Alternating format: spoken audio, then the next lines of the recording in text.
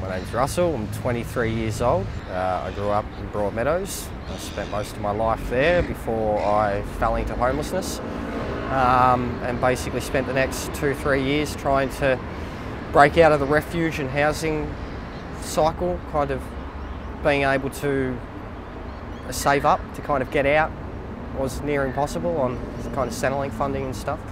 So I met him when he would have been 16, 17.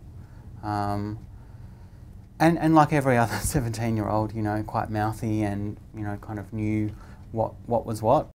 For Russell, he'd seen and experienced firsthand some of the results of our political system in terms of policies that are made that directly affect how he lived his life. With what I've experienced, does it affect how I would vote? In hindsight now, it definitely makes me think about politics and what's wrong with the system and what needs to be fixed. But at the time, no, it was the least bit of concern on my mind, I guess. I was homeless, so I wasn't really worried about politics at all. I believe it's more effective in engaging young people once they're out of crisis. So I think people walking in cold off the street with you know, sort of 15 issues and are looking for a bed for the night are going to be focused very much on that, as opposed to who they're going to go vote for and how they're going to enrol to vote.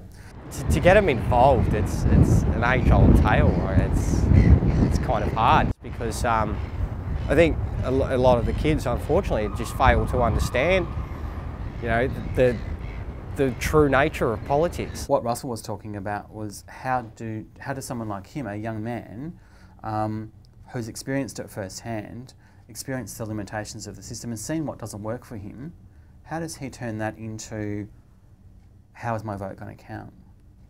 So one of the things that Russell learnt, for example, was not accepting the status quo. So, okay, this is really crap for me, it's not working for me. I'm going to enrol to vote and I'm going to have my say, because I don't believe this is good enough. I don't believe our government is providing enough services for young people like me. Myself being given opportunities to contribute to something, it was kind of what broke me out of my shell.